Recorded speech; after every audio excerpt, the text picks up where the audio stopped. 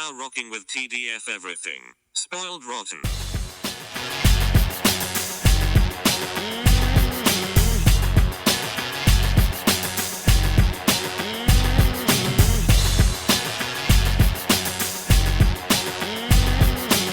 Spoiler alert. Welcome and welcome back, everybody. Hey. It's me, Daniel, And this is Ben. on Spoiled Rotten. And we have a big surprise today because not only are we doing one more episode than we said we would be doing today, we brought our good friend Andrew Young back. Thank you very much for returning. Hey, everybody. I'm glad to be here to resist and rebel. Yes, there we go. I was really hoping you had something related to the show to say up top.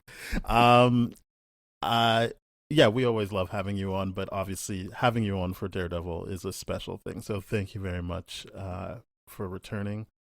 Yeah, we're doing Daredevil Born Again, Season 2, Episodes 1 through 3. That's right. You get one extra episode this time because we got one extra episode this week. That's right. I'm just going to assume you have seen the whole season like last time.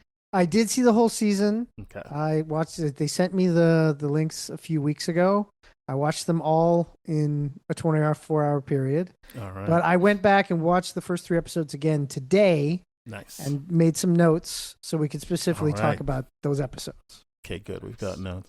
I'll let you go first, Andrew, but how are you two feeling about the first 3 episodes of season 2? I'm liking it. I feel they're pretty strong. Unlike the majority of last season, of course, they were working with, basically trying how to fix a broken toy, and I think they did a pretty good job with that. Already in these first 3 episodes, we're seeing more than just Matt and Fisk having storylines. Yeah. You're getting characters that have their own storylines, like even Kirsten McDuffie, who's kind of out on her own. She's having her own storyline to herself there. There's more depth to Daniel and BB and their situation as opposed to just being plot exposition. And so it's really weighted well. And of course, there is the new suit, which I want to jump in for a second and say I enjoy the suit. I really like the suit. A lot of people, including Charlie Cox, refer to it as the Shadowland suit. And I think that's a terrible way to refer to it as, because Shadowland is one of the worst Daredevil stories ever in comics. He gets possessed by a demon and tries to run the hand. He puts all of New York's cops and criminals in the sewers. He beats the crap out of Shang-Chi. It's all over the place. It wasn't good. It was one of the worst things there. Andy Diggle was one of the, that was a character that Andy Diggle was not meant for. He should have wrote somebody else. So that will not be in my recommendations. Okay. I like to refer to the suit as the Charles Soule suit, because during Charles Soule run, which was much longer than Shadowland, he wore that suit as well. So, but yes, Perfect. The black suit is back, and it is the first suit that has the double Ds. And it's interesting how it is that he spray painted his pre-existing suit and just left the outline of the DD. Is that what it is? I thought it was like he scratched or someone scratched it, but spray paint makes way more sense. Yeah. So that's where I'm at right now. All right, awesome. Ben, how about you? I'm loving it. I love that there's just it just gets going right off the bat. It's got a clear line of what the goal is for this season, what they're looking to do, and like what Andrew said, there's just, you get so much of what was last season's side characters up front, and then a lot of the development of what we thought was going to happen, which is the Angela Del Toro character taking on the father's mantle from White Tiger from last season, Uncle. And I'm just like, yes, I'm all for it. This is great. And also the greatest thing, I'm just like, wow, what a great alignment in regards to what's actually happening now in the world. So that's great timing. Yes. Yeah. Great timing. Great timing. I'm going to agree with you guys. This is very strong, and the evidence of that is in how these side characters are being used. there's a scene we'll get to where I'm like, why wasn't Cherry like this all of last season? Like this, Yeah. this should have been what Cherry was like. Yeah. You're right. Kirsten McDuffie actually has stuff to do now. I don't think they're like I think they understand that they have to use these characters meaningfully in the story. They can't just be there. And obviously, I don't think it's obvious, but maybe it is because they had an idea of where they were going when they weren't going to have any Karen or Foggy, and then had to bring Karen back, and we're like, I don't know what we're doing. But Yeah, they don't have that problem. it was this one. season. It was basically a showrunner inheriting a fired showrunner's story and trying to have to make it work. Yeah. So that's good, and I feel like they have a better direction for Heather Glenn. And I don't mean that as in she didn't have this direction in season 1. It's just they've put her in a spot where I'm like, good. I'm glad that some of her inconsistencies can be explained by the trauma she went through. Yeah. Whereas before I was just like, why are you talking like this? So yeah, I'm high on the first 3 episodes as well. I'm glad we're all on the same page there. Nice.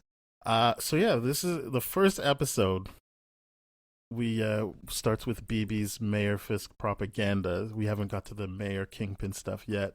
It's still now. Does anyone else find it interesting that it was black characters saying, "I like it. This is good"?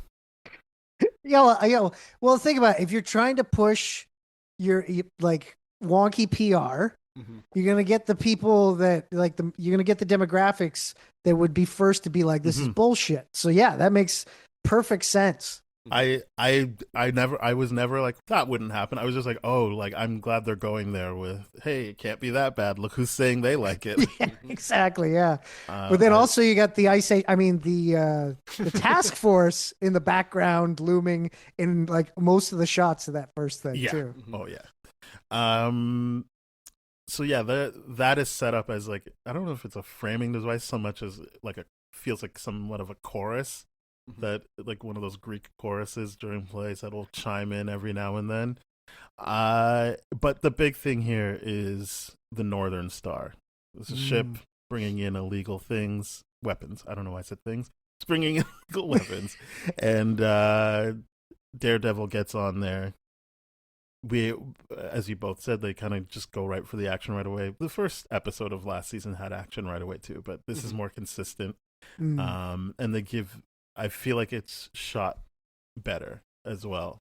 Not better than all of last season, but better than the first episode. Yeah, no, I agree with you on that, definitely. And so, yeah, they just give you a good sense of how he's going to operate in this. Got the new suit, and then we get the captain and the first mate being like, fuck, well, we know what we have to do here, and they have to sink the Northern Star. And that kind of sets the table for everything that happens, at least in these first 3 episodes. Yeah, no, it's a big set piece, definitely. One thing though that I do want to talk about off the first half of the episode is, of course, we see Matt and Karen living, in the hideout that once was Josie's bar, kind of living on the lam sort of thing. This is like hard times for them, but the two of them seem really turned on by this. They seem like this is sexy time for them. They're really happy about this. They're really happy, but like they're having a terrible time, but their love life is like aces. They're like they're frisky all the time, these two. Yeah, they've definitely trauma bonded, and there's a lot of sexual energy tied up in that. Oh, definitely, yeah. Yeah,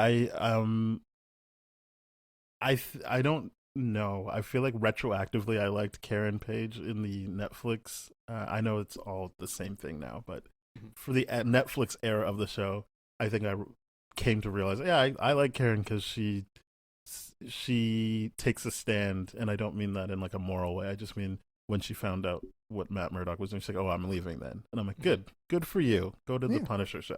And hell, she even took a stand on the Punisher show. She was pro-gun on that show. So I just appreciate that, and I feel like having her be just a part of season 2 is helping as well. Oh yeah, definitely. The whatever friendship they have off screen is translating well into the chemistry on screen here, and I feel like helps really push things along.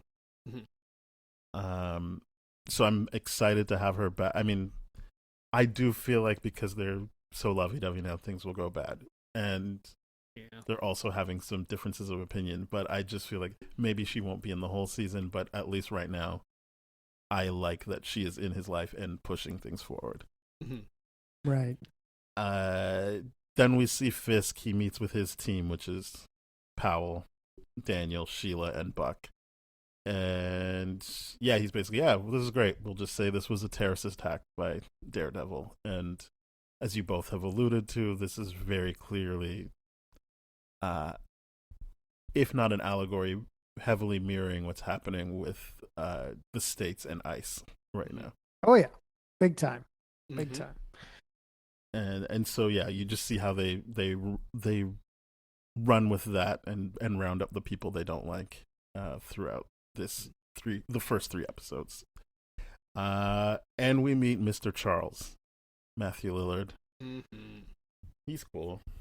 Yeah, Mr. Charles, he's all right. Now, the one thing I will say without giving anything away, and this is something I said in my review on Geek Hard, Mhm. is that things are dropped and little things are said here and there, and people are jumping to conclusions. Mm. There's a lot of people thinking that certain things are going to happen, either based on what happens in the comics or just going, well, it's all the MCU now, so this is going to happen. And there is a mention of Val D'Alegra Fontaine. I was just gonna call her Val. Yeah, I'm glad you're on Yeah. the show to do the real Yeah. name. See, her name is mentioned, but her name is mentioned to set you into that world, not necessarily, because I'm gonna come on and say it, folks, because again, this is spoiled rotten. The Avengers, the Thunderbolts, they don't make an appearance. Val does not make an appearance. It Yeah. is just there to set the table of like New York exists within the Marvel universe, I did want to address that as well, not that specifically, but just how I see everyone being like, I can't believe Kate Bishop's not showing up to help, or Hawkeye. I'm like, I understand why that would be nice and why you would think, hey, it's the MCU, why not? But I just feel like you just gotta understand, it's just Yeah, it's like Daredevil and the characters they're putting in the trailers. Like maybe one or two might, but I don't think it's giving the show a fair chance to just expect that your logic of who's in New York technically in the MCU right now should be showing up in the show. Exactly. It's like if you read a comic, when you read each comic, they don't every hero doesn't pop up in every other hero's book in the Marvel universe. So same thing with the shows. Like that you're going to see there are some fun surprises. Yeah. And some that maybe halfway through the series that you'll guess that they're coming. But I just wanted to throw that out there because so many people talked about it. Oh So, no, I'm glad you brought it up because I was just I kept seeing it online and I was just like, I just don't think Daredevil has ever been that show, and if you're engaging with this as the show you love, Daredevil, why would you have those expectations? Totally. Yeah. No. So she's just dropped there to kind of give Mr. Charles context, to be like, he's part of the CIA, and there it is. Yeah. Yeah, there's a lot of wishful thinking out there. That's just, I think, clickbait material to be like, of course. Yeah, like we all know Spider-Man is in New York. We all know that. However, we need to be realistic in terms of budget as well as the contractual obligations between Sony and Marvel and all this kind of stuff. And then also from a writing standpoint, I'm like, are you here for the spectacle or are you here for the writing? Because they're trying to tell a story, and all that pizzazz distracts away from the story, as far as I'm concerned. So, I just wonder how many calories people burn jumping to those conclusions. But like I said, I think it's clickbait. People just want the clicks, and I get it. But I will say that what was it? Was it shawarma that Matt Lillard was eating? That looked pretty good. Did look good. Yeah. I mean, he was making the drinks look good. He was making his food look good.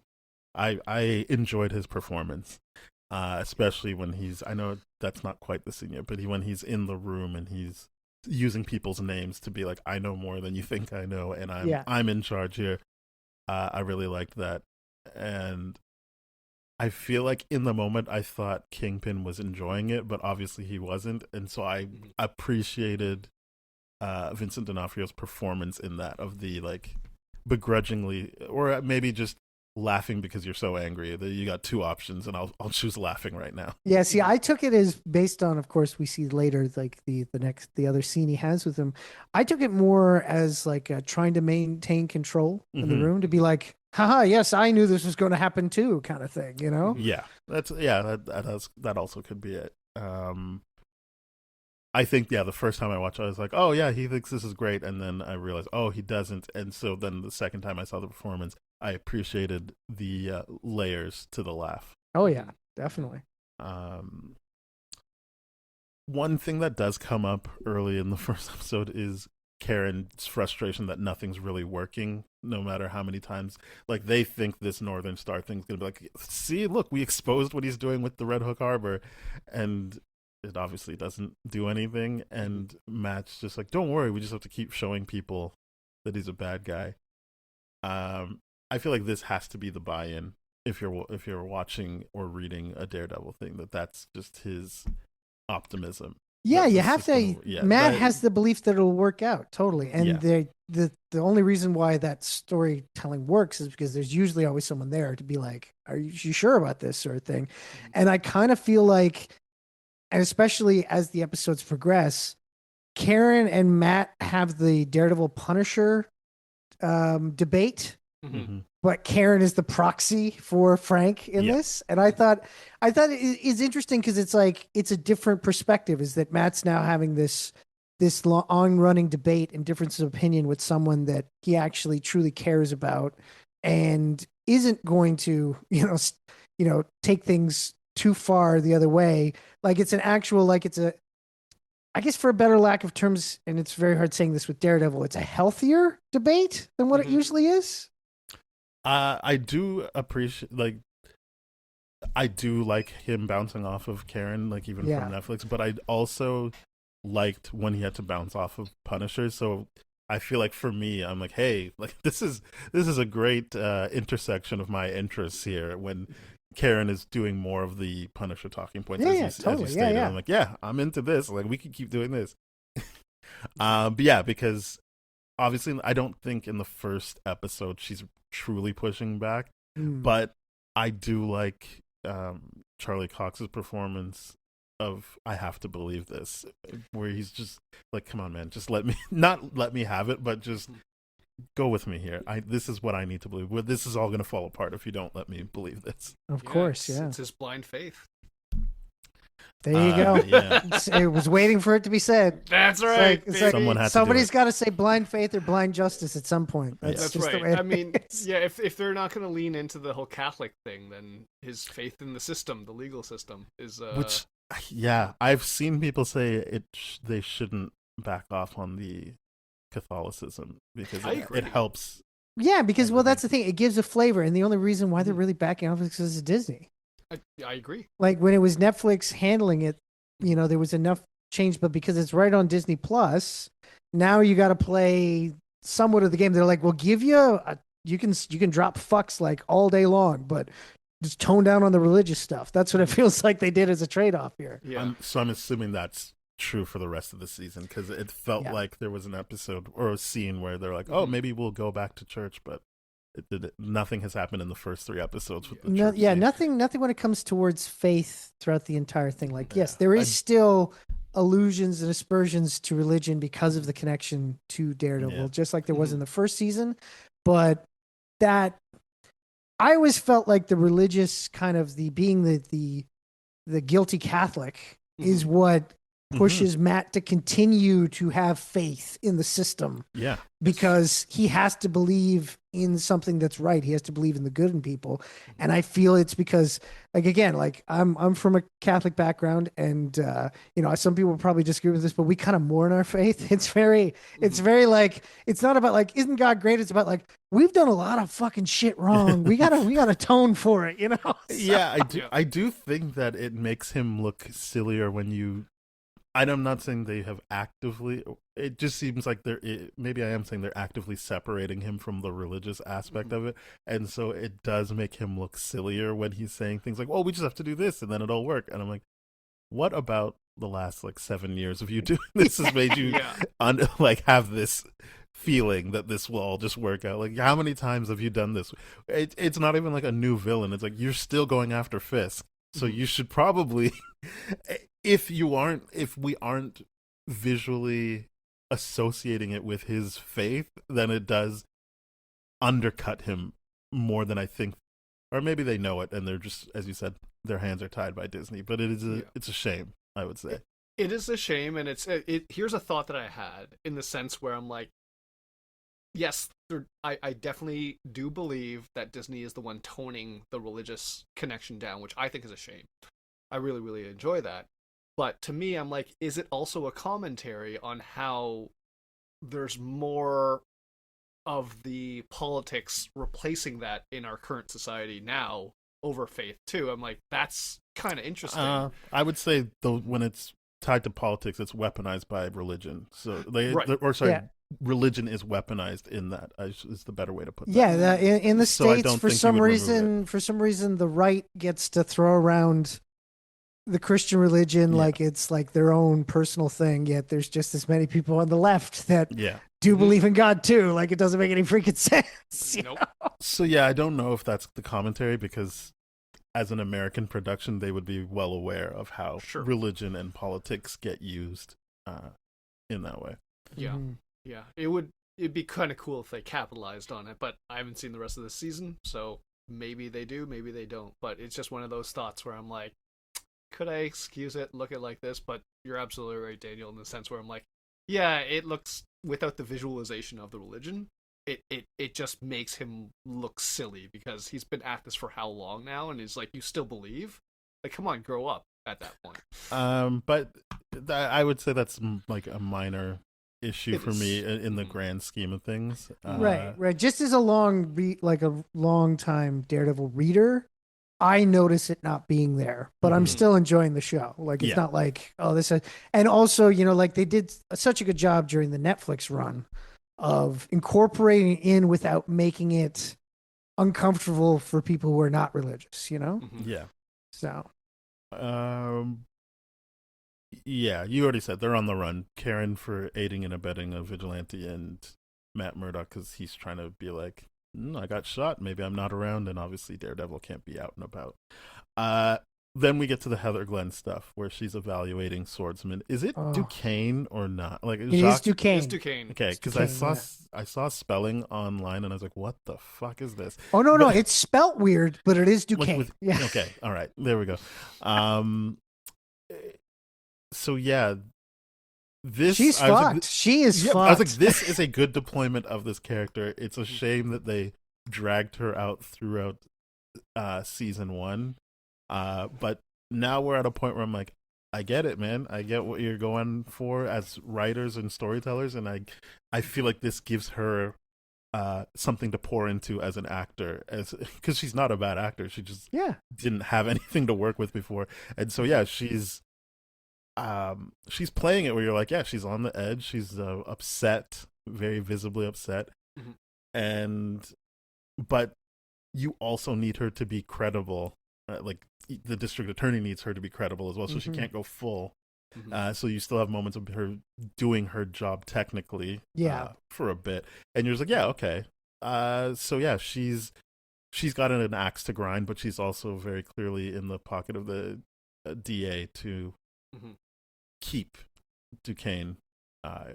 He's not even in prison. It's just, they're in their own detention center, basically. They're being locked up in they're being locked up in a detainment facility. Yes. And she even says, like, your trial, if you can even call it that, would, like, I can keep you from that and everything, which means something, because it's like, he knows he's not in jail. She knows she's like, even still gonna dangle that thing, which, if he's not in jail, the trial would mean nothing anyway. So, exactly.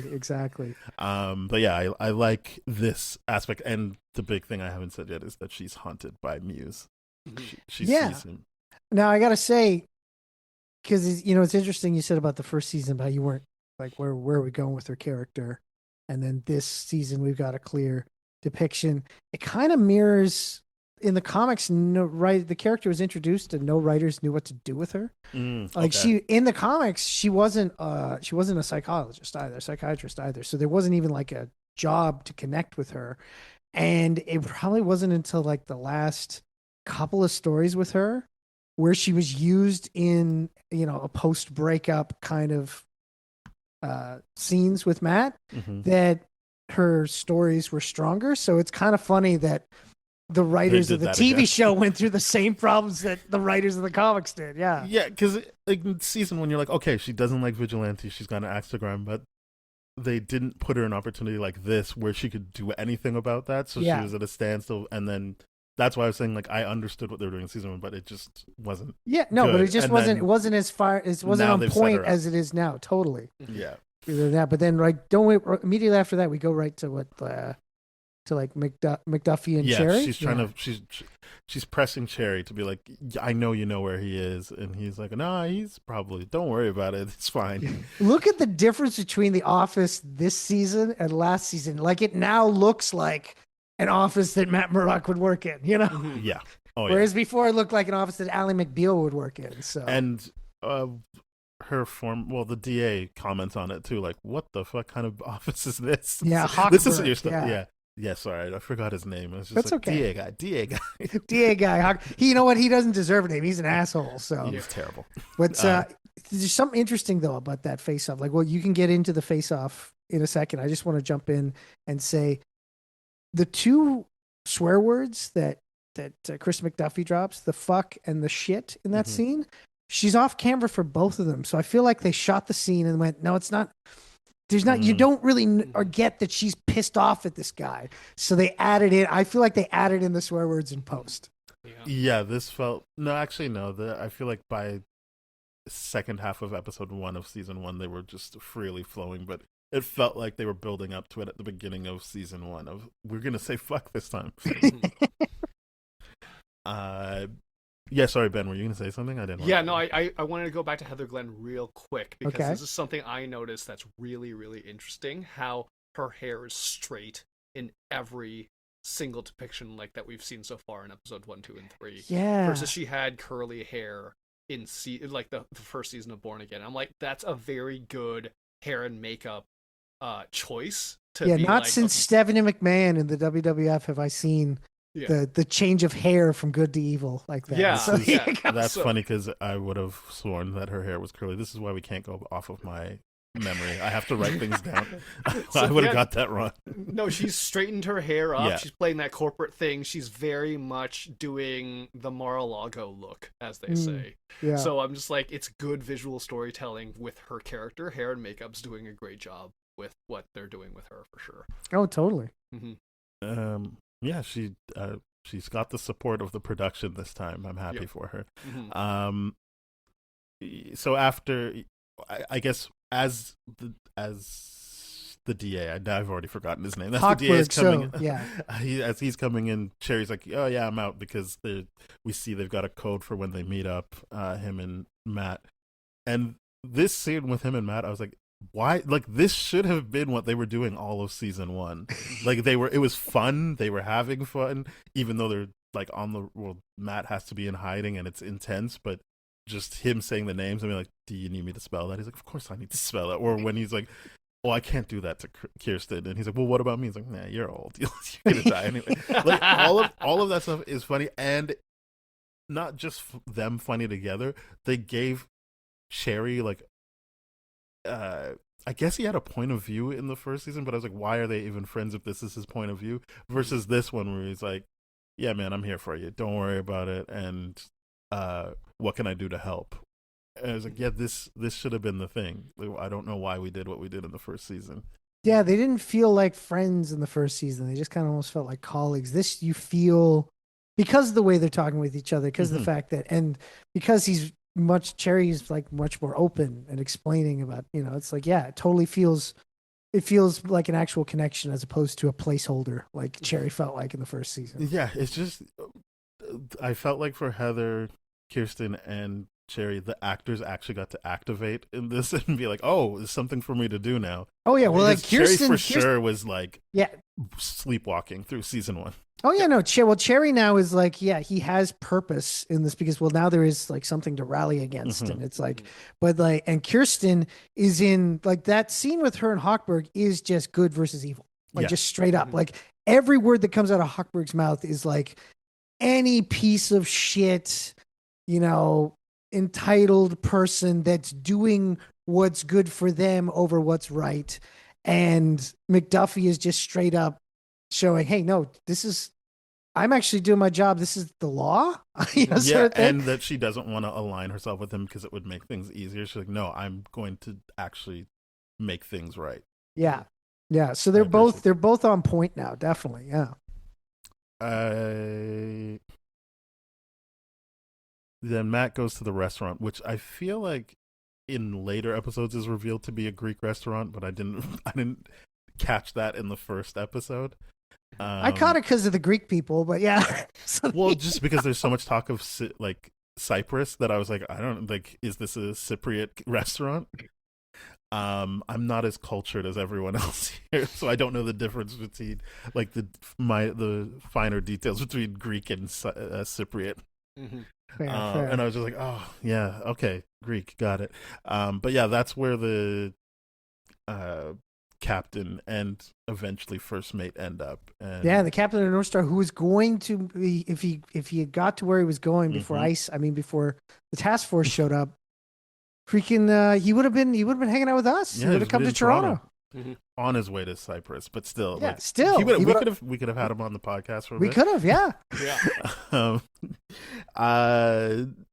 That's this. Is her name Adriana? I couldn't remember what her name was. That's the one name I don't remember. I'm sorry. She had a lot of screen time. She did over the first 3 episodes, and I was like, all right, I guess we're dealing with her because I didn't quite know. Because you're just like, no, she's just a good person.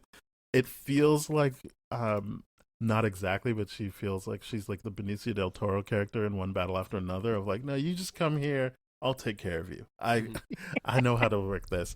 And it is Powell who punches her, right? Or is it just another? It is Powell. No, it is Powell. Like, this guy's gotta. He's the worst really piece of shit.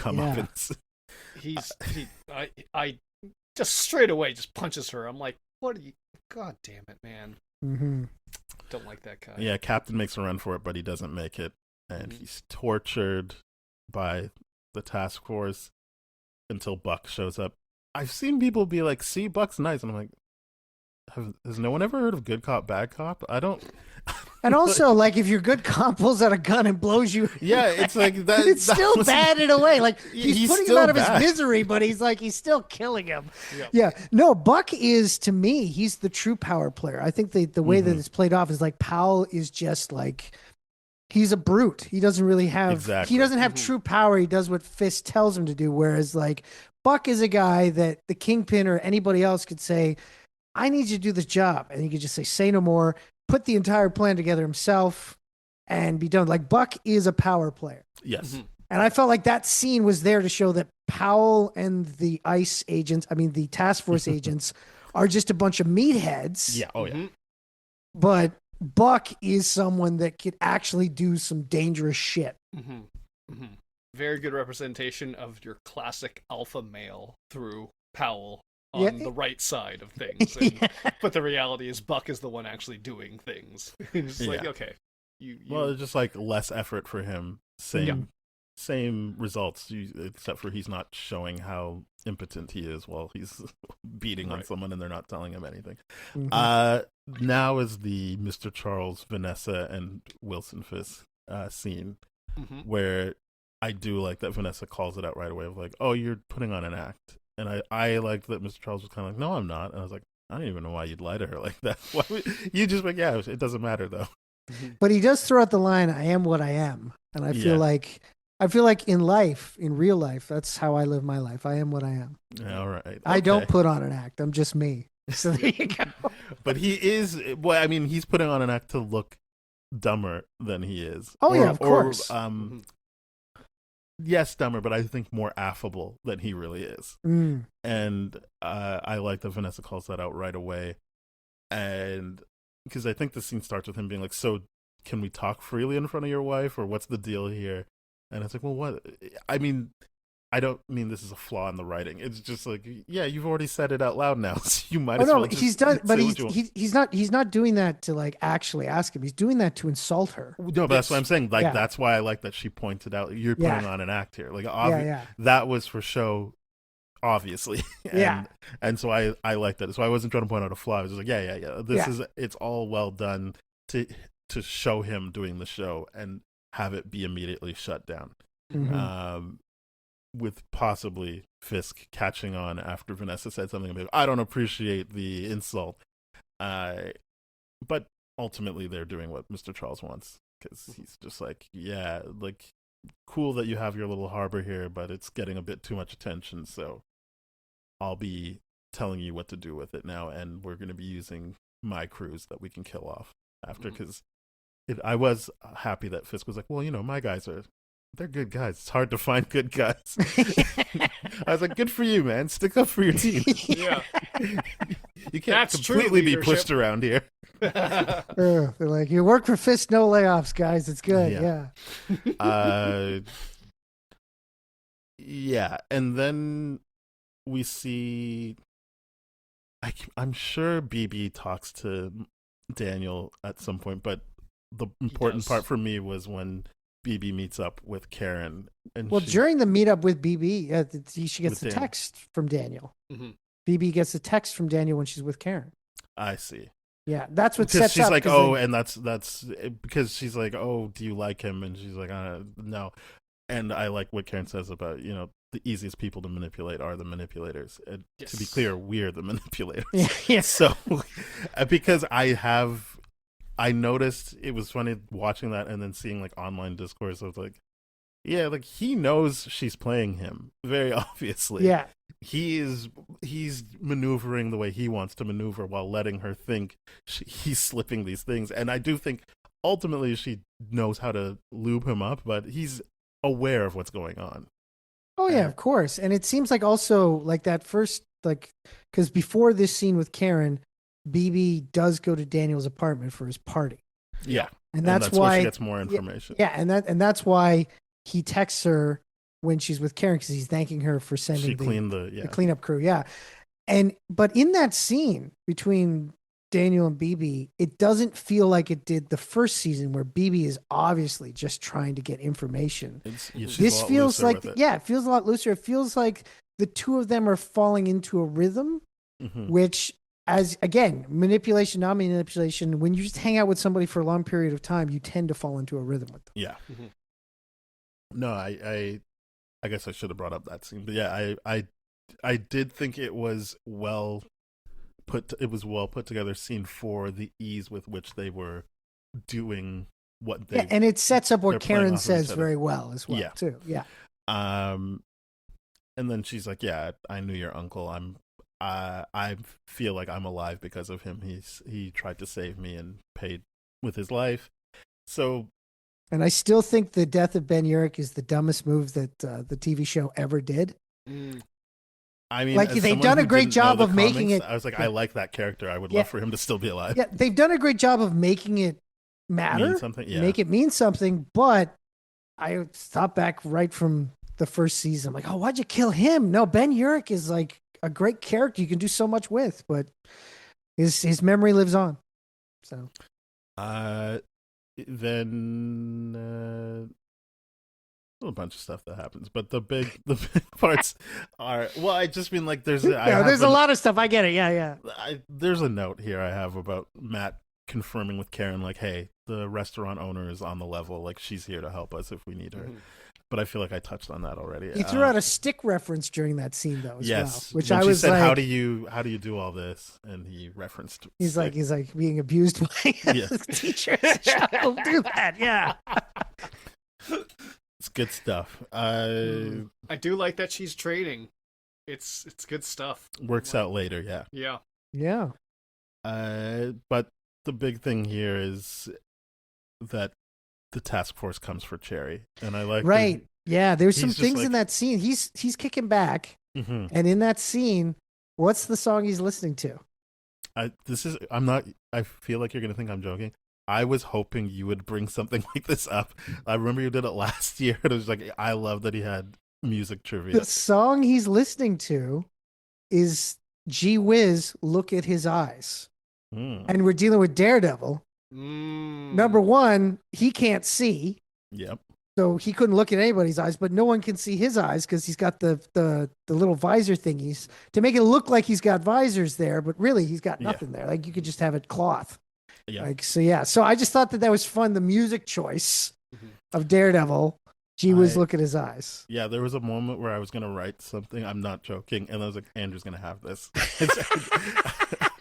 I was like, I don't even need to do this. This will be something Andrew. Thank you very much. Yeah, I liked that he knew the drill. He was kind of like, if you don't have a warrant, I'm not opening the door, and he'd already put his hands up. Like, you're coming in, Avi. I know that.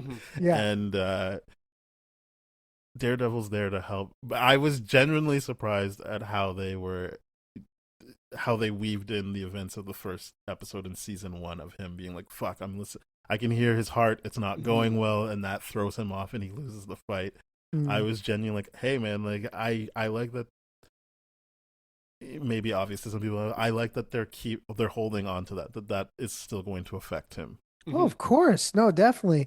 But also, like, during that fight, the one thing I noticed is that when he gets the first big connection and he goes down, when Daredevil hits the ground, as soon as he hits the ground, there's a slight smirk on his face before he gets back up. And I feel like for me, it's like Matt's exhausted. He probably hasn't slept in days. Now, this moment, he's been taken down. He's had the wind knocked out of him. It's almost like a slight second of relief. Like, it's almost like, oh, I wish I could just stay down here. But then he gets back up and the fight gets even worse and they hold him and everything. But that moment where he has the smirk, I'm like, yeah, that dude's probably pretty fucking tired. So I feel like there's a few times in the first 3 episodes where he's doing things in between fight moves where I'm like, good for you. Way to find some moments to be like, I'm a real actor. Watch this. Yeah. I really like it because it's definitely leaning into the whole like that Catholic thing that you're like, oh, I like the punishment. I like being the devil and all that kind of stuff. Those smirks were just so good. Yeah, no, it was really good. And then of course, just when it looks like all is for naught and Cherry's having a heart attack and Matt's going to be shot in the head. And he's unmasked. I was like, how are we going to get out of this? There we go. Big one. Knives everywhere. Bullseye throws the last knife in there with a note. You're welcome. Yeah, and that's the way I like my Bullseye. There you go, right there. So this is I don't want to say comic accurate, but this is stuff that could happen in the comic where I know that in the first 3 episodes, I'll keep qualifying it by saying that they haven't fully unpacked what he's up to, but he will seemingly help out Daredevil sometimes if it's aligned with what he's trying to go for. Yeah, that hasn't happened so much in the comics, but the way that they're doing it here, the character still feels genuine. Okay. Mainly in the comics, there has been times where Bullseye has taken other people out, mainly because he wants to be the one to kill Daredevil. Got it. So, but yeah, they're doing something slightly different here, but the way they're playing it still feels like a character like Bullseye who's kind of crazy. Like Poindexter is his name in the show. He actually doesn't have a name in the comics. Oh, that is a show invention. Interesting. They've thrown it. Well, see, that's the thing. I think it might have been mentioned in a comic once, and then the next time Bullseye said, "Oh, that was a fake name. I'm not going to tell you who I am," sort of thing. So the name might have appeared in comics, but in the comics, technically Bullseye's name is not known. Okay. And so the way they've created the Poindexter character and everything, it still very much feels like Bullseye. It's getting close. This is the closest this season that it comes to being like the comic book Bullseye. So, yeah, I mean, this is the most I've liked him out of everything. So that's good. Yeah, let's move on to season or episode 2. Good news. Cherry is not dead. He's just going to be going to the hospital. So I was happy because I was like, well, this is a shame because I was just starting to like him, and I feel like they're saying he's going to die, but no, he's good to go. This is where I was talking about the church because Bullseye goes to church, and he's looking for Sister Maggie. That's the mom, right? Yeah, that's the mom. So And amazingly enough, she's in Rome right now. So it's like, oh, they didn't want to hire the actress to do a season. Got it. Okay. So Well, I kind of took that as like a sigh of relief. Like, good, he can't talk to Matt's mom. But there's also, I guess they didn't want to pay the actress. But I was like, oh no, I'm just glad that she doesn't have to deal with it. Yeah, that's true. That's true. So a seminarian student has to deal with him instead. Buck gives Fisk the lowdown of like, I think it's funny the way he says it because he's like, yeah, Cherry's in the hospital. And let's Fisk be like, good. He's like, well, no, it's because of a heart attack. The guys you said actually died, all of them. Yeah. I was like, you knew there was a better way to do this. I got good news and bad news. It's like the guy from Arrested Development. Yes, exactly. He's all right. Well, he lost his left hand, so he's all right now. Yeah. But I would not want to be Kingpin's trainer. Actually, I wouldn't want to do any work for him in any way at all. But I especially wouldn't want to be in a job where you're training him to be more physical. Right. I also just didn't. It doesn't matter ultimately, but I was just like, why would you talk shit like that? It's not like Fisk hides his anger issues. Like, I feel like everyone around him is aware of the anger issues. Is this your first class with him? Like, but then they add the lines of I thought you were better than that. I'm like, come on, you gotta shut up. Yeah, it's some bad training in the sense where I'm just like, he's clearly taking a 5. Why are you belittling him? You have 30 seconds. That's it. It's like that's all ridiculous. Right, settle down. No. But yeah, my gym. Yeah, he gets knocked the fuck out. Yeah. When lots of blood. Karen and Matt talk about the bullseye thing. They're kind of like, so he saved me, or what's his deal? And I like that they're also puzzled and trying to work through it. But I do like the theory they come up with. Mm-hmm. That it's like, oh, more deaths means that they can be attributed to mass vigilantes, but also at the same time, you're getting Kingpin matter at Daredevil, which you get a Bullseye extra enjoys as well. Yeah. So 2 birds, 1 bullet, as Karen says. Yeah. This is where they're like, in case you didn't understand, we are doing an ICE storyline where the task force just goes to the restaurant and just removes the owner from there. Yeah. They're not even under the pretense of, you're a vigilante. He's like, no, we're just going to come get you. Yeah. We're Pretty doing much. it. So that's upsetting to watch. And I liked this moment here where Buck says, why are we sitting on the fact that Matt is Daredevil? You could just expose him. And Fisk is like, that's not going to help. Like, Daredevil is an easy sell for people. That's a masked vigilante. People can hate him. You think they're going to hate the blind lawyer that saved my life? Yeah. And I was like, see, there we go. I and like this that we is talked actually this the through. first time that in any type of thing where Kingpin has had a rational reason for keeping the identity to himself. In the show and in the comics before that, because also this is still the real reason, but this time he actually had like a reason that sounded credible for the first time. But the real reason is he feels like, I want to get you, I want to ruin you, but I don't want to, like, I don't want anybody else to get this opportunity. The fact that I know and you know I know means like I could drop it at any time. Like it's like a ticking time bomb kind of thing. It's psychological warfare with Matt Murdock. I remember. It's probably because I listened to your episodes. I remember you talking about that, but I like here as it feels like you're angling at is that he's like, but we can just have everyone looking for him by saying, let's go find the hero, Matt Murdock. He probably doesn't even know who he is right now. Let's go find him and blowing up his spot while also stoking the fires of Daredevil. And I think they say later in the episode of like, yeah, now both sides are looking for us. Like that was genius. Yeah. I want to get the wanted and the missing posters. Those are both cool posters. Yeah. Those are good.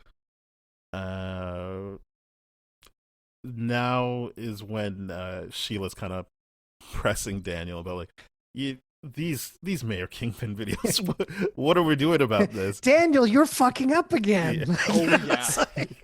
she's like, like this is coming from us, so this is. I think later on, Fisk even says, "This is your job to know this shit." So, He straight up says it. what's the issue here?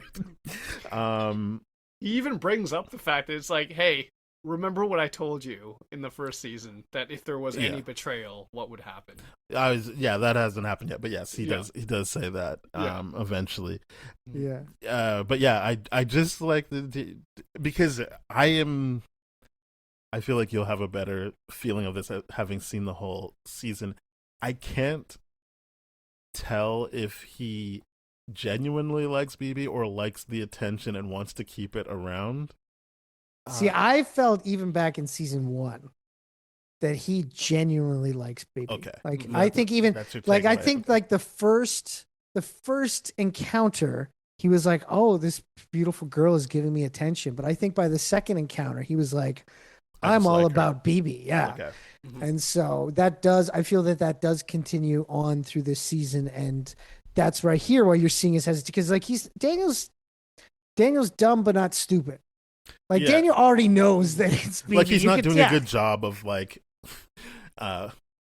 muddying the waters. So he's just kind of like, no, yeah, I'm working on it. Except for him showing instances where he can do things much quicker. Yeah, because immediately after she leaves, because he was like, "Come on, you know I wouldn't have that on my laptop. Are you crazy?" As soon as she leaves, he opens up his laptop, starts taking it off. Yeah, yeah. I was just like, So it must be that he genuinely likes it, because I'm just like, I can't tell, because I do think he's effective at, like, there's a later scene where he gets Buck to do something Buck wouldn't want to do, and I'm like, he is good at maneuvering in these situations. It's just he's not doing a good job of this, and so it has to be related to the attachment he has to BB. Yeah, totally. Yeah, and I couldn't tell if it was just like, oh, I don't want to burn that, or if he genuinely likes her. I think now it would be a time to burn it. Totally. Yeah. Was it? You know how you said at the beginning of the episode 2, you're like, "Hey, Cherry's alive! Yay! Cole North is alive! Boo!" I remember you saying he could be still alive, and I was like, I don't want that, and I still don't want it. I think he needed to die, or they shouldn't have faked his. Like, they shouldn't have maimed him, I guess is the point. It's from all accounts that they already assassinated his character from the comics. I don't know why they had to physically harm him as well and keep him going. I still am by the thing of that the only reason to keep him alive is to try and do some redemption arc or have him turn, but they're not really showing any signs of that in these first 3 episodes. He's just he just joins ICE. He's like, I want back on the team. Much. But it doesn't work for me. I like you, I said boo when he came back. I was just like, I don't understand narratively what he's adding to this. It's already on the meta level. It's already upset people who know the character from the comics, and then for me, I don't know him from the comics, I'm just like, why is he back? Like, who cares? Yeah, pretty much. But yeah, there's also this Powell scene before they walk into the hallway and see Cole North, where I feel like Powell's kind of just being like, we're doing all this because we know you've got our back. Like, he gives an example of how people would put their lives on the line knowing that someone would get their back if they needed to. And it seemed like a plea for Kingpin to acknowledge, like, yeah, I got you guys. But also talking about how they've beefed up all the security now. Right, but it also, I feel like it's also seen to represent that, again, Powell's a meathead. He doesn't really know what's going on here. Oh yeah, because Kingpin even says, like, you are not a politician, are you? And he takes it as a compliment. Yeah, it's like, no, he's saying, right. He's saying, no, you don't know what's going on here. Yeah. Well, that's why I also thought it was him being like, so you got our backs. I'm like, why would you? No. No, he doesn't. But I love that scene so much in the sense where I'm like, yeah, the idea of like all the ICE agents, the MAGA, whatever, they're very That's much true. like, acknowledge me, Daddy Trump. And he's doing the exact same thing, and I'm like, this is great. This is great. It's showing so much of the insecurity that actually drives what their whole demeanor is, and they're like, as much as they want to be alpha, I'm like, you're being pretty beta right now. That's a really weird thing to seek validation for. But another great scene. Wow, there's a great success rate with Cherry in a scene is the ICE agents coming to the hospital and the good cops in quotation marks sorry are there to be well, that's the thing. It's like Yeah. you had to bring ICE agents in to make New York City cops the Yeah. good guys. yeah. They're there. I think Angie, I know her name from last season, but I Yep. don't know anybody else's name. Angie's there with her group of good cops, and I just liked that showdown because at first the ICE agents are like, "Hey, what is this, Jurassic Park?" I'm like, "That's a pretty good joke," but then they get right back at them like, "Oh, you're gonna get us some pizza?" Yeah, like Roxy usually does that. Are we gonna? I was like, "Good for the old guys." They got them. They got them back. So then they leave, and Bullseye kills some agents. Again, like you said, making more deaths that can be pinned on mass vigilantes. So it's all good, but also pissing off Kingpin. And in that time, they're able to move. Or I guess not in that time, but later on, Powell's coming to the room. Well, it's pretty much directly after. Okay. So they do, they move Cherry out of that room. They move Cherry out of that room. Well, this isn't safe anymore. Yeah. I appreciated the quick and smart thinking. Yes. I'm just going to tie this up now. I don't think it actually happens in this order, but I then like when Angie goes to Josie's bar to basically give the information without actively saying she actually saw Matt and Karen. Just like, some people might want to know that Cherry's safe. Yeah. They can keep resisting and rebelling. Yeah. And I was like, good for you guys. That's good. That's some good stuff. The sad part is this is like, again, I'm kind of sad about this, but there's a lot going on in this season. That's probably the biggest scene that Angie has in the entire season. Sadly enough, something about how these first 3 episodes work. I'm like, I don't think she's really a part of this. Yeah. Just because she had more to do last season. Well, she had a whole episode to herself because with the bank like, robbery. Yeah. So this feels like they can't do that. Yeah. Here. Yeah, there's some stuff where.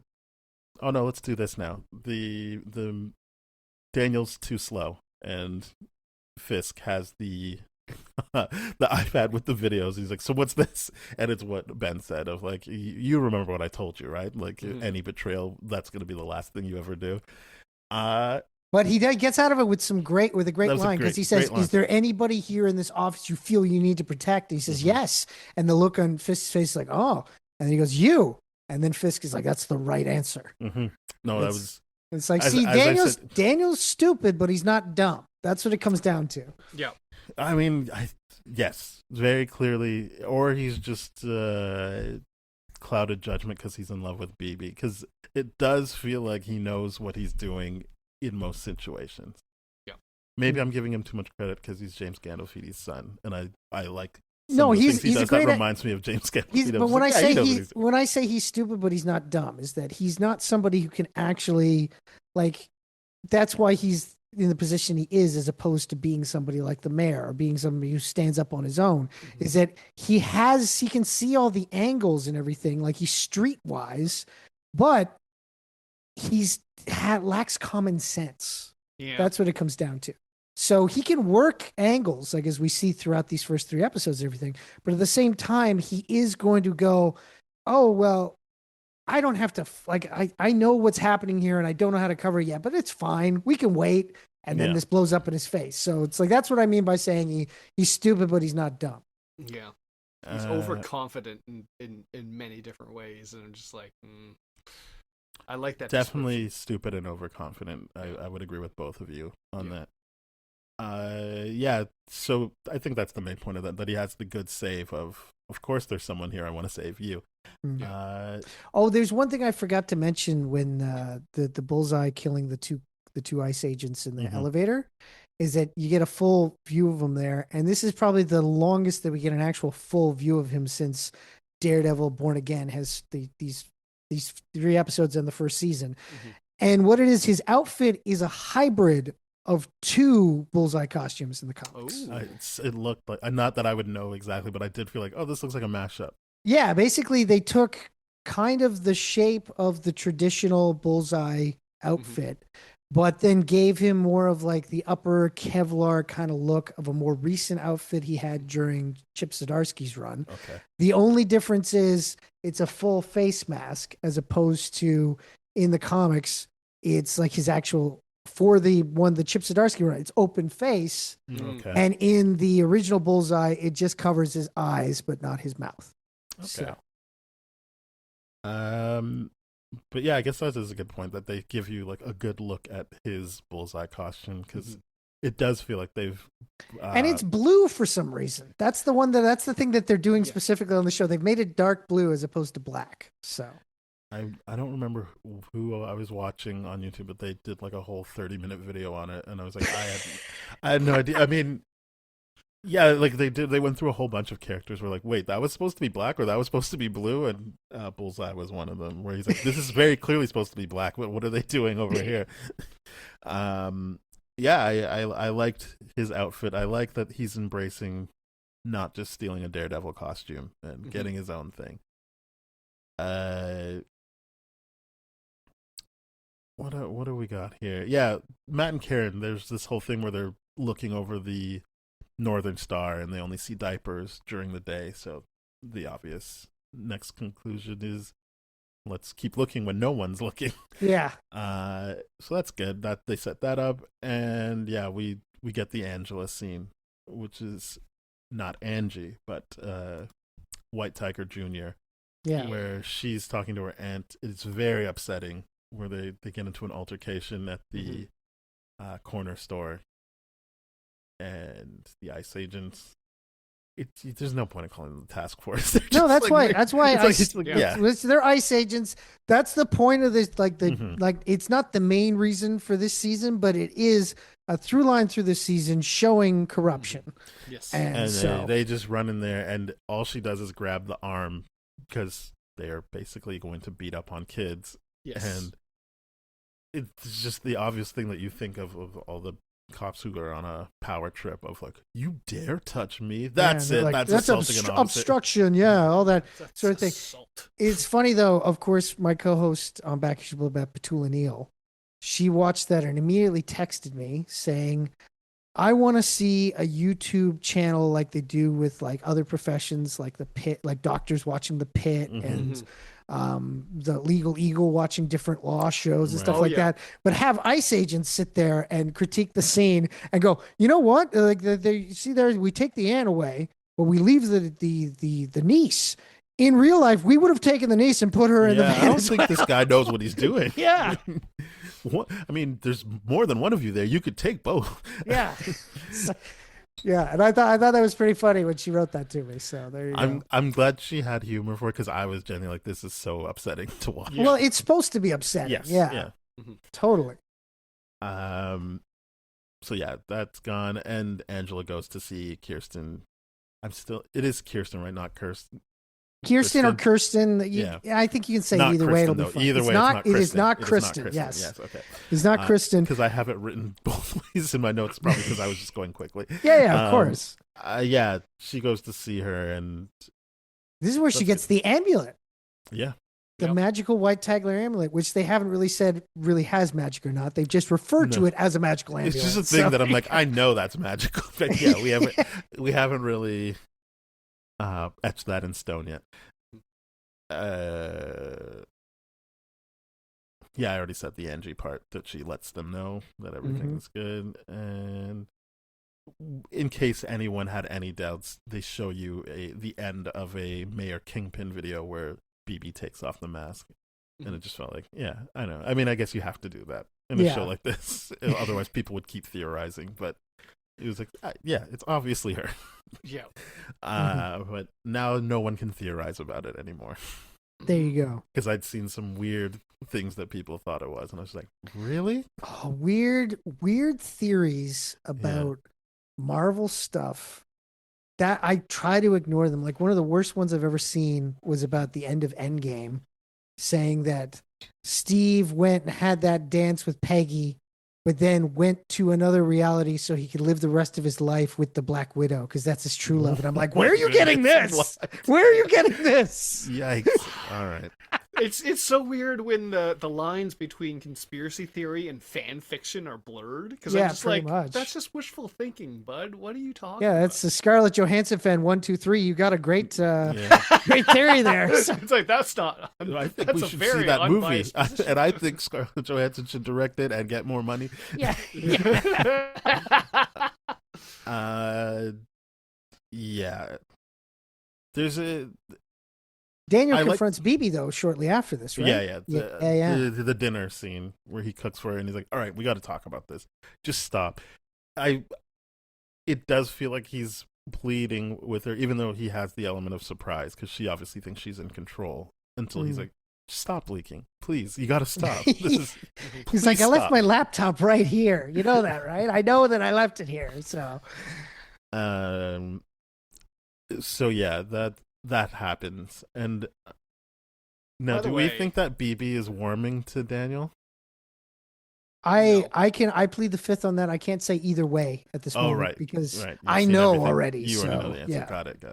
I don't think it is, because to the point of like Daniel's making a very, very impressive dinner and buying a very expensive wine and all that kind of stuff, for that to be like, by the way, this is my agenda to slip in.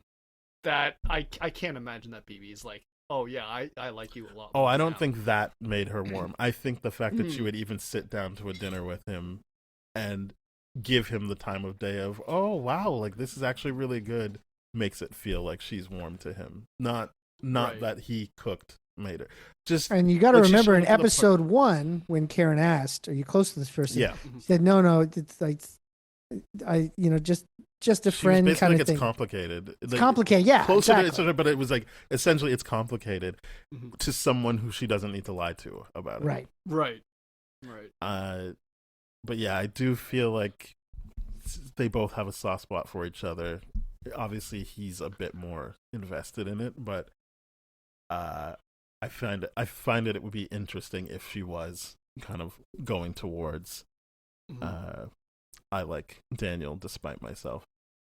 Uh, I will say in real life, I like Daniel, not despite myself. I think he's a great guy. Yeah. Daniel's the best. There you go.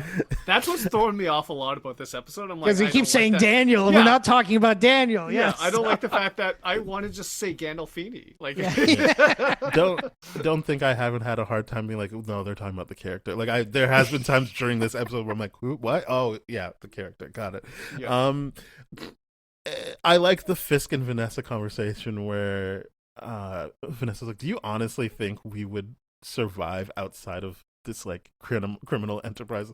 And Fisk is like, yes, of course. I'm like, I don't. You What? silly No, you don't. Lulu head. Yeah. See, that thing is interesting though, the contrast, because it's like they're cutting between Matt and Yeah. Karen in Yes. bed and Vanessa and Fisk in bed talking. And Vanessa and Fisk, even though they're like, being coy about it, they're having an honest conversation about like, without the drama, we Mhm. have nothing. Whereas Matt and Karen are not having that conversation. But the fact of the matter is, without the drama, Karen and Matt are nothing. Yes. They Well, are yeah. they are close together because they're in the fight. If the fight didn't exist, their relationship wouldn't work. The other No. thing I like about it is that we're 2 episodes in and we see a cutback between these two couples, right? Mhm. And they're both already tired from the fight. They both want to Mhm. just be like, "Fuck, I wish this wasn't happening," kind of thing, you know? Yeah, I agree that there's no chance either of them would survive because either couple would survive, especially as we see the Karen beliefs calcify in this episode and episode 3. Mhm. There's less. I feel like she kind of brings it up in episode 1 of being like, I'm just tired, but she's always inching closer to like, why are we letting him live? This, Yeah. this should not be happening. Pretty Um, much. And I like that. And then the task force comes. They take over Josie's and like basically run through their hideout Another And Matt cool fight scene. smiles before he beats up the ice That was the agents. other time I was thinking of when Yeah. he I was picks like, up the that's gun cool, and yeah. flashes light and he smiles. I'm like, I don't even fully understand what the intent is, but it is a good choice. I like that choice. No, I totally get the choice because it is so Daredevil. Is that really when it comes down to it? So Matt Murdock himself is a man of two things. There's Matt Murdock, Mhm. and then there's the Daredevil persona he has. And when he has the chance to let the Daredevil out, to let the devil out, he loves. We talked about it. We talked about it last. Actually, I went back and listened. We talked about it in a previous episode that the language of violence is inherent in him. You know, of course, getting the shit beat out of him by Stick when he was a kid, his father being a boxer. Violence is a part of him. And of course, again, like I even said it then, it's like technically violence is a part of all of us. That is a part of our genetic makeup because of, you know, having to survive back when there was just us and the animals, you know. But that is when Matt fully embraces it. When he gets to embrace, because he goes, I'm in the middle of a fight. I'm fighting the bad guys. I can just fucking let loose. I can let the devil out and not be worried about it. That's what the smile is. That's fair. We also see Karen doing some fighting, and she collects a hostage. Good for her. Yeah, I just want to go to the second or the third episode. Well, that's right, because like that's the thing. At the end of the second episode, they set that up that he can't find Karen, so then he goes to they had mentioned in the first episode, if I don't see you by this time, we'll meet at the fallback location. So he meets her at the fallback location, which is an alley, and she goes, "Hey," and he goes, "Where'd you go?" And she goes, "Come with me." I love the fact that the reveal of her having the ICE agent captured, they've taken Frank's old hideout. Yeah. They're now in the Punisher's old hideout. Karen is continuing to represent the Punisher, also slightly continuing the narrative that the Daredevil show created of this love triangle, but not love triangle between them and Frank, you know? Well, I feel like that comes to not a head, but it definitely comes up more pointedly later in the episode. Yeah. But yeah, this third episode starts with them interrogating the guy, and it's intense, but they have their moment of humor where, I don't know why I wasn't thinking they would do this, where they're yelling at the guy, and Matt's like, "You're lying!" And I was like, he knows if he's lying or not, and he just turns to the camera, to Karen, but it's directed in a way where he's turning to the camera like, "No, he's not lying." And I'm like, "That's good stuff." Well played. And the guy's like, "No, I just want to work for you guys, and here's your access card. This is everything. This will get you in everywhere." Yeah, he got to be their IT guy. Yeah. Like, there you go. And I was like, surely this should have been like the Cole North thing if you're bringing him back, but I guess we're not doing that. That's what I thought. I was like, why isn't Cole North not doing this? Because it doesn't matter. He sucks. I don't care what happens with him this one. But at the same time, I'm like, that's the reason why you would bring him back, is for him to be the mole and join the resistance and all that kind of stuff, right? You still got 5 more episodes or whatever. There's I'm time not good with math. to turn around. 6 or 5. No, 5 is correct. It's 8 episodes this season. So Okay, well, there we go. There we go. Heather has the Muse mask, which I found interesting. Obviously, I feel like we shouldn't dwell on this, as you would know more what's going on here for the rest of the season. Right, I will say, but I wanted to point it out. That she has Heather it has in the drawer. Muse mask. It is an interesting kind of thing because, as you know, we haven't really we've been talking about the trauma, but she is seeing Muse everywhere she goes. Mm-hmm. Yes. So to have the physical representation of him in your home, like you really need help, sister. You know, like that's you're not healing here. Like, it looked like kind of like 0 for 3 on what I think is happening here, but it looked to me like she was, the way they set it up, where she's like trying to calm herself down, and it's like, is it still in there? Because if it's still in there, I'm still in control. And she opens it up, and then she can go back to what she was doing. And I was like, I definitely think she thinks that. Mm-hmm. Yes. But at the same time, I think another psychologist would be like, no, you're really causing major damage to yourself. That is not healthy at all. Yeah. It's just, I think that's her way of controlling things. Like, I have the mask. I'm seeing him everywhere, but I can always go back to the drawer and make sure it's still there. Yeah. I think it is that is definitely, I think you're right about that. Mm-hmm. It just, knowing like, you're a psychologist. You should know this isn't going to work. That is not the right way to do this, but okay, Yeah. But here's the thing, though. I will say I have been around quite a few mental health professionals, therapists, and psychologists, and I'm like, oh, you're clearly doing stuff that you know is not okay right now. True, Like, true. so it's very much the idea of like, do as I say, don't not as I do, kind of thing. Mhm. And I'm like, I like that aspect of it, but also this scene really frustrated me because I'm like, why does she have the mask? Why wouldn't that be entered into like Exhibit A or something like that? Are you The fact worried that she- about why that would happen in a world where people can just keep people in containers and underground? No, in I'm- literal cages? Yeah. it was just annoying to me. I'm like, that doesn't track here. But What do fine, you mean? whatever. The whole episode is showing you how even if you get in front of real judges, they're like, That- who the fuck cares? That's We're fair. just going to do whatever we want. That's valid. I don't Very, think very any valid. checks and balances are in place here. That's absolutely correct. Okay, that's fair. Yeah, but anyway, Kirsten bumps into Kirsten bumps into her, yeah. And to me, like when I saw the scene, I had the back of my head. You remember the theme song to Veronica Mars? A long time ago, we used to be friends, but I haven't thought of you lately at all. Because that's the thing. You go back to episode 1 that's of the she first set season. They're Matt good up with it. friends. Yeah. Yeah. So Kirsten sets her up with yeah, Matt. Yeah. yeah. I it's interesting because it's written in a way where obviously we know Kirsten's right, but they're really giving Heather like her conviction of you're doing the wrong thing. You're on the wrong side. I'm like, don't waste your time here. You're just wrong. Kirsten said it all already. How could you work for Fisk? You're flawed. But then again, people with flawed arguments will not shut up. Oh, They'll yeah. continue to go on. Again, I wasn't trying to point out a flaw in the writing. It was Yeah. just more like, Oh, no, boy, I'm like, just saying, like, when you said just give it up, I'm like, yeah, like, unfortunately, in real life, No, they don't give it she's- up either. So No. there you go. because a part of it is they have to convince themselves, right? Like they Yeah. gotta say it Yeah. out loud and have people either They got to not. double down. Yeah. You got to double down. That's Mhm. it. Yeah. But we also see that Kirsten gets to speak with Duquesne, and he's pretty much like, this is all. This is already in It's motion. all for Nothing's show. happening. Nothing's Yeah. happening here. Like, you meet with me, they're gonna keep me here. But, But he he does does give lay her it the out. information of like, Yeah. this is because I wouldn't donate to his Red Hook Harbor.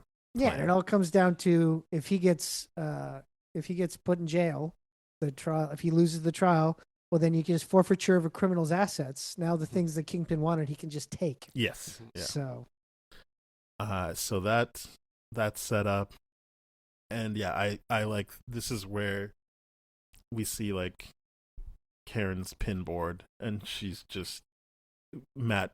First of all, kind of playfully, he's like, "Oh, you're kind of like Frank," and then she keeps talking. He's like, "Okay, now you just are actually Frank." She's like, "Well, it would be helpful." He's effective, and I like how they played that, especially Charlie Cox, of genuinely being upset.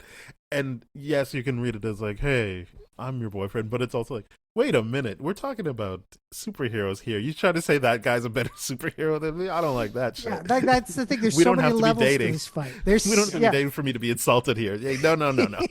There's so many levels Yeah. to this fight. There is are you saying he's better than me? There is I disagree with your stance, Karen. But then there's also the jealousy of, what, you want Frank here to help us? And the fact Yeah. that she's like, where is he? He goes, well, he's out just doing his Frank thing. And she's like, oh. Like, it's almost like she's a little bit let down. Like, Yeah, she's oh, like, he how should could be here. he? Yeah, How how could could he just Wouldn't be he out want to there? be here with me? You know, Yeah. sort of thing. So And I like the entire time he is shirtless, adding on to the whole like, wait, you actually want him over me? Like he doesn't do it, but it's almost like, oh, you're flexing extra hard there, bud. yeah, no, He looks does great. look really good in this scene. He looks there's, so There's no good. doubt about it that you're just like, hey, man. And there hasn't been a Marvel thirst trap for a while, so I'm like, good for you, Charlie Cox. There you go, Charlie You Cox. got the He's- thirst trap scene. He's doing Good the for you. Lord's work for Yeah, he is. Perfect. He is. What's her name? Lily Thompson. She gets to play the governor. Yeah, Lily Thompson. I haven't That's thought cool. about her or Lily Taylor. Sorry, Lily Taylor, yeah, one Yeah, of my yeah. Lily You're Taylor, thinking of yeah. Lily Tomlin, That's it. and you kind of then made Lily Thompson. But yeah, Lily Taylor, who I always associate with John Cusack films.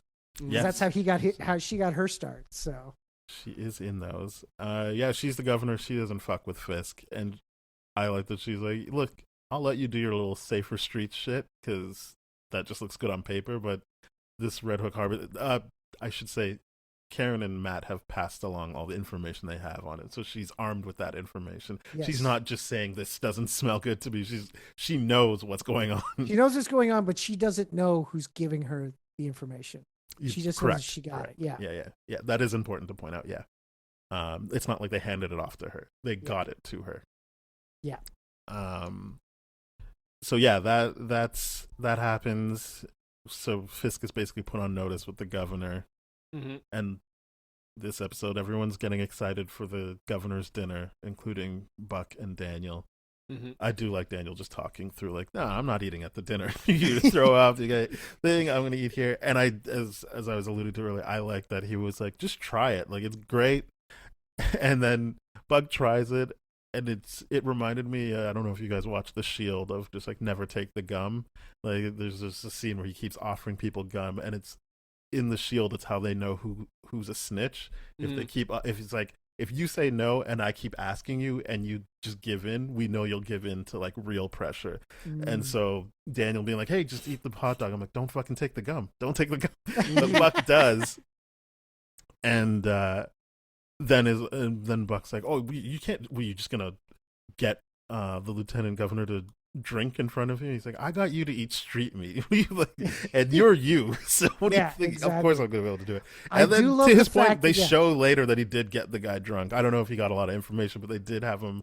He Yeah. had him drinking and talking to him. Totally, but also the scene does like three things. Number one, it's that right there showing Daniel's ability to have the gift of the gab. But then Buck kind of throws out you have this, but you haven't fixed this other thing here. Yes. And he's like, you want to make sure that you do that, or I'm going to take care of it.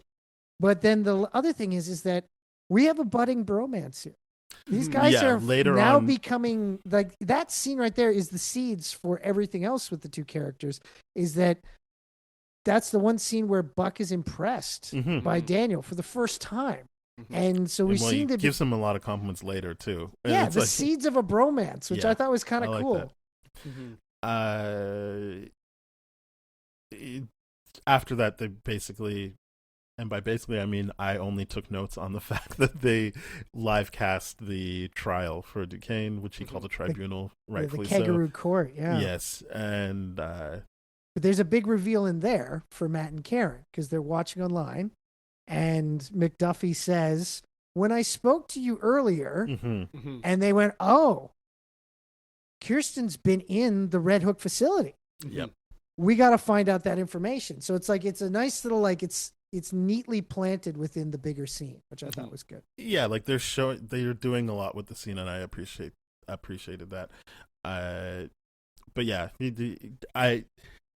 there is like a sadness to the way Duquesne is basically saying like, yes, of course, read out your thing. This is all the I don't know the actual words he used, but he's basically like, yes, it's the puppet master. He's doing his thing. It's a kangaroo court, I'm done. and like Hochberg is just shown like, even though they've already implied it and they've already shown it with different, they're kind of showing like straight up, like, yeah, no, in case you haven't gotten it now, Hochberg is like an evil, like, yes, master, whatever you want. Let's so.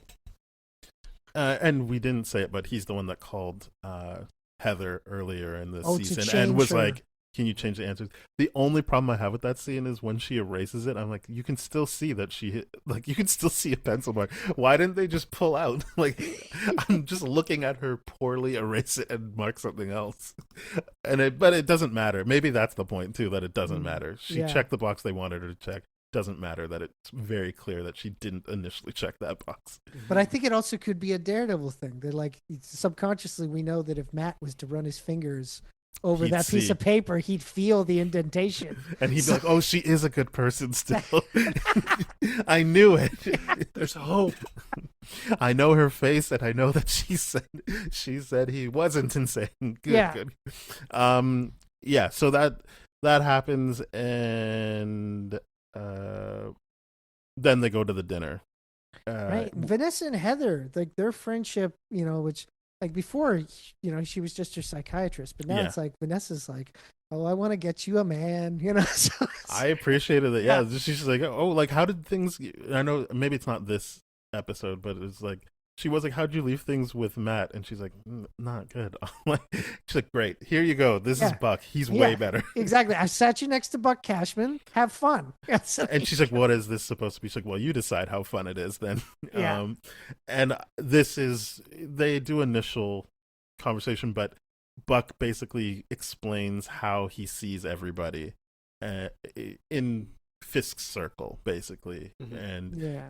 she tries to jump the gun by calling Daniel the jester, and he's like, yeah, you'd think that, but not. And it's just like, yeah, but Buck likes Daniel, that's nice. But the bigger thing was she asked the question of, is this like amusing to you, or is it soothing to like classify the sharks that will eventually tear you apart? And Buck doesn't really have an answer. He's like, that's a good question. Yeah. But the other thing, okay, so we think back to the Netflix season 1. And of I course, definitely remember it very well. the right-hand man of Kingpin was Wesley. When Mhm. Wesley gets killed off. Wesley's a character who's in the comics and everything like that. Is that Owlman? No. Oh, that's No. another guy. No, Never the mind. guy that Karen Page kills in the first Got season. it. Yes. Yeah. Mm. So that guy, he was like his right-hand man, his go-to guy. Since Wesley's been dead, during the rest of the Netflix, Kingpin didn't have that. But since the beginning of this show, Buck has been what Wesley was. But the Mhm. difference is that when you watched Wesley back in the day, I was like, oh, that's the right-hand man. He's an asshole. I want to see him get his.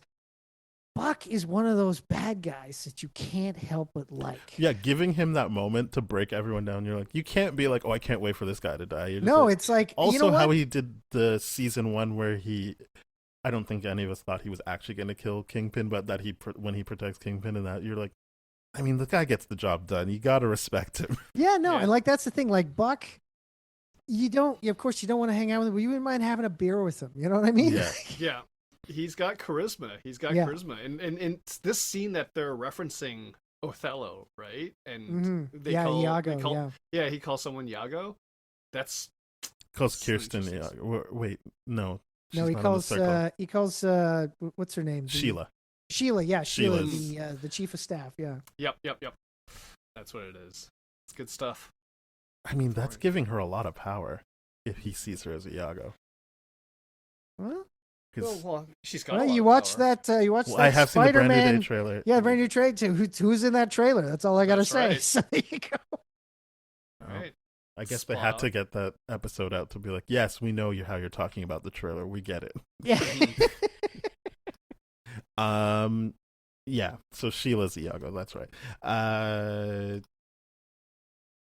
So this is another moment where I couldn't remember if Kirsten says "fuck" actually on screen or if she's covering her mouth like Arrested Development style. Because she's at the bar upset about the mock trial, and Karen bumps into her to give her the note, being like, "Meet at your office," and already brought up how her fucks were off screen on the last one. I'm like, now I'm thinking like she's physically on screen, but I didn't see her mouth move to say Yeah, fuck. yeah. Like that's. I guess they were like, you know what? At first they were like, "Now, Kirsten needs something a bit more edge. Let's give her some fucks." Yeah. So yeah, she meets up with it was a bit funny to me because I'm like, I guess he does have to put on more of a Batman voice for this. Yeah. You can't really be in the room with supposedly a good friend of yours and just be like, I'm Daredevil, don't worry about it. She'd be like, Matt, I think that's you, right? So he goes a bit raspier on this one. I do appreciate that attention to detail that it was a bit funny, but I'm like, I mean, he has to do it. There's no other option here. Yeah. I agree. It was well done. I'm And like, he tells yes. her, he says to her, "You're going to tell me everything that you saw at the Red Hook facility." And she goes, "I was blindfolded." And he goes, "I can work with that." I was like, Yeah. yeah, of course you can. That's good. I I like like that. it. Mhm.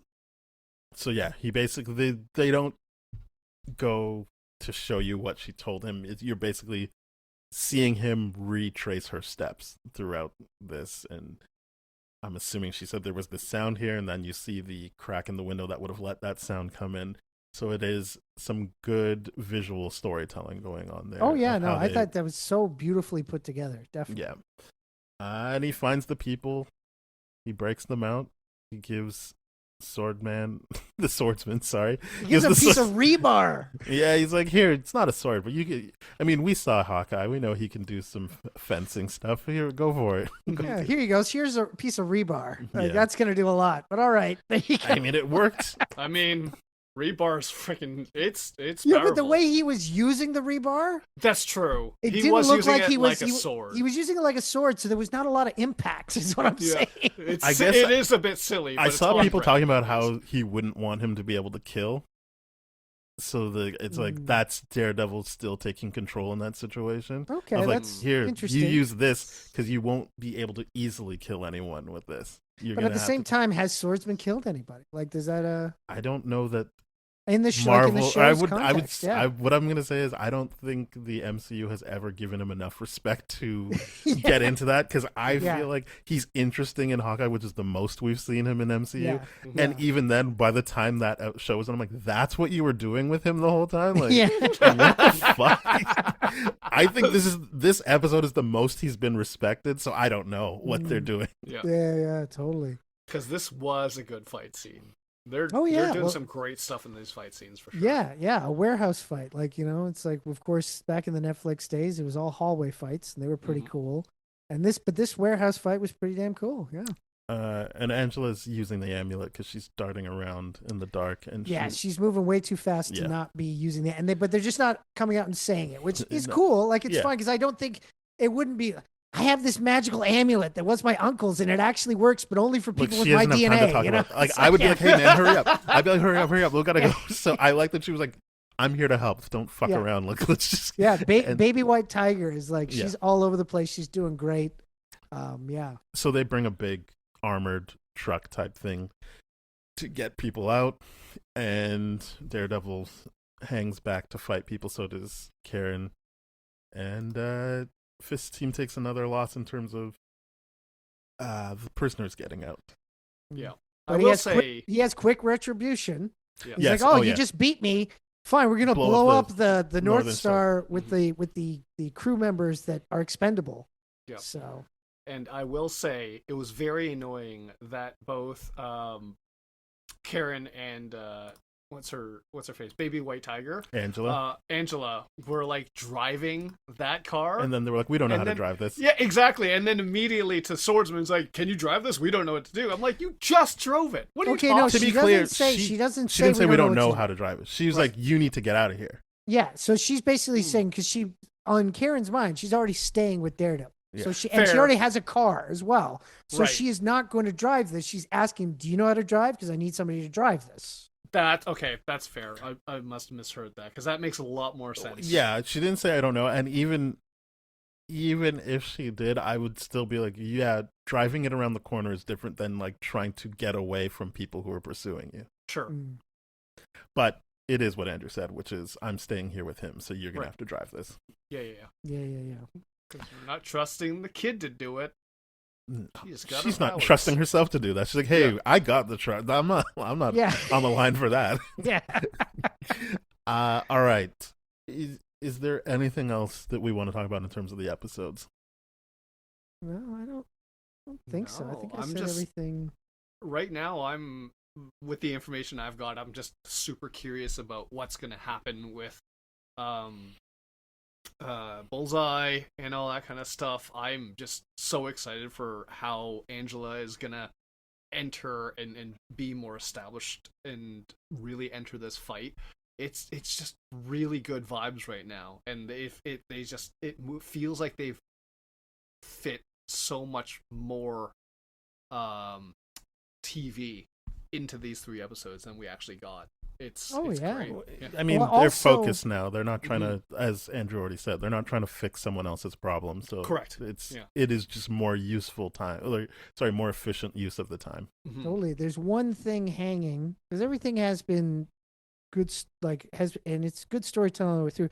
But there's a hanging plot thread that they've left that is like, as you wait for the other episodes, it's like, the first mate went and saw Greek restaurant lady, but then Greek restaurant lady got arrested. She couldn't help first mate guy.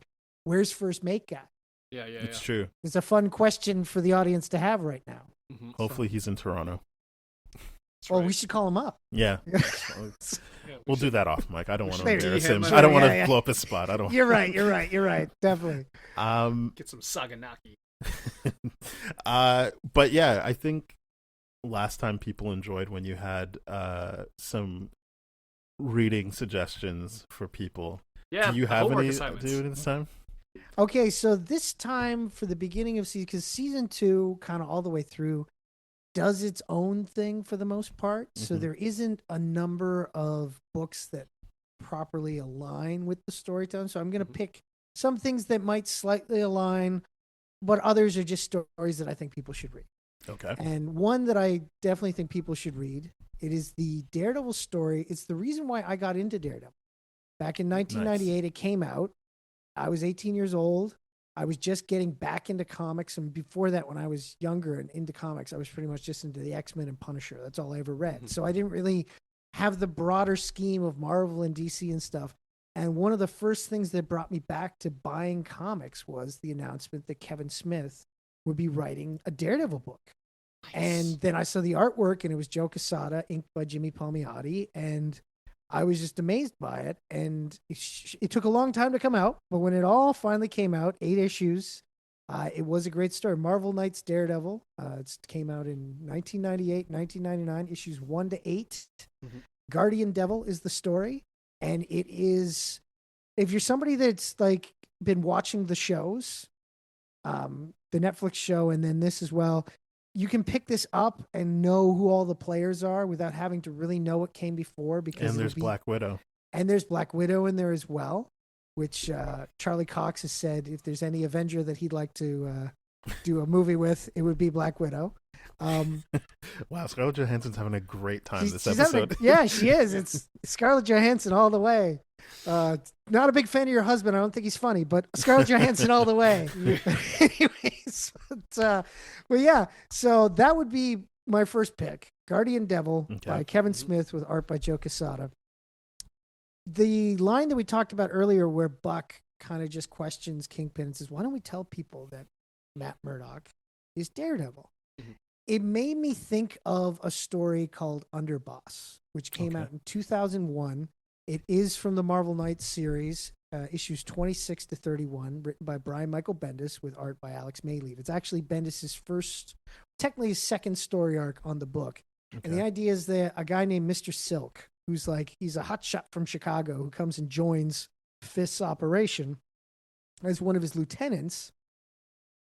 And he finds out the secret that Matt Murdock's Daredevil. He's like, oh my God, Matt Murdock, why aren't we doing something on this? They're like, no, the Kingpin doesn't want any of us to tell people that Matt Murdock is Daredevil because that's important to him with this whole, cat and mouse game. And so Silk's like, this guy knows who his biggest enemy is and he hasn't just killed him yet. I'm taking out the Kingpin. And so he convinces the other lieutenants to back him up in a Caesar-like assassination of the Kingpin to take him out and become the head of the Fist operations.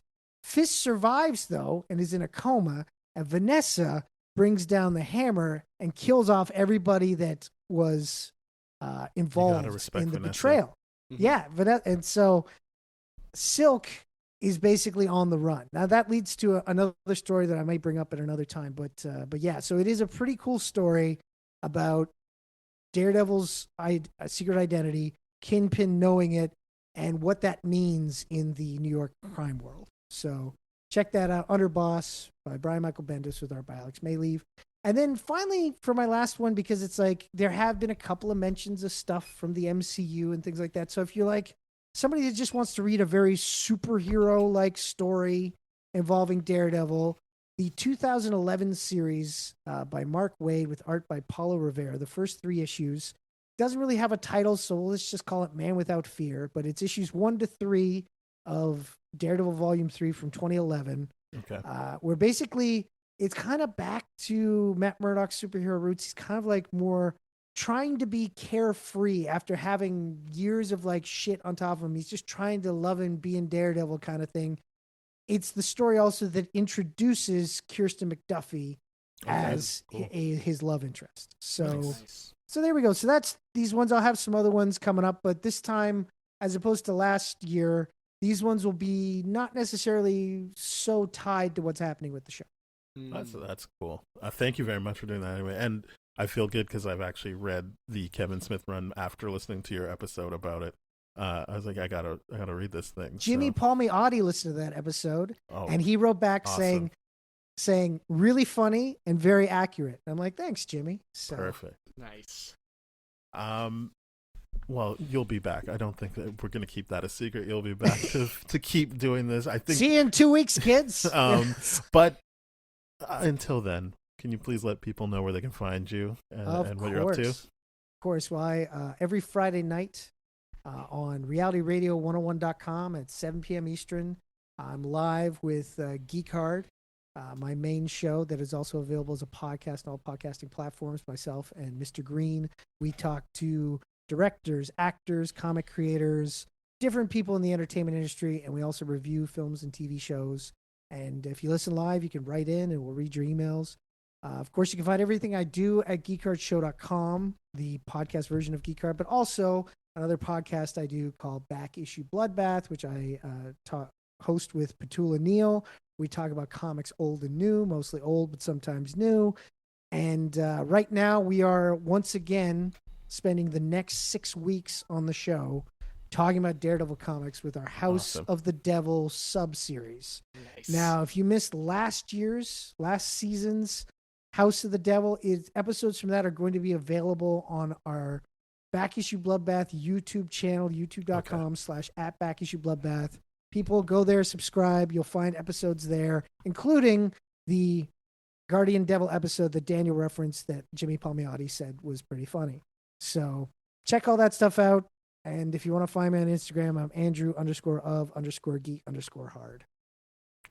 That was a lot. Much. I'm sorry that I bored you all with that. There's no need to apologize. I feel like it is worthwhile getting your stuff out there and having people check in if they don't know you already. I find that hard to believe, but if they don't know you already, it is worthwhile saying everything so that people have a chance to catch up with all your great shows and just you out and about on social media, because you do post some really cool clips as well. Thank you. We, as people know, you can find us at tdfeverything.com/spoiledrotten. We are at tdfspoiled on Instagram, Threads, TikTok, YouTube, Lemonade, all the good stuff. Not all, just those things I mentioned.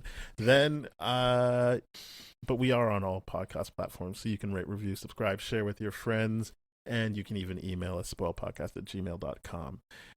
As I mentioned last episode, we will be back to Invincible next week, but Andrew will be back the following week to continue our coverage of Daredevil Born Again Season 2.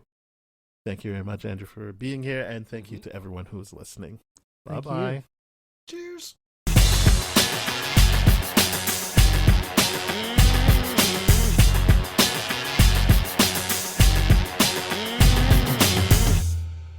This has been a TDF Everything production, brah.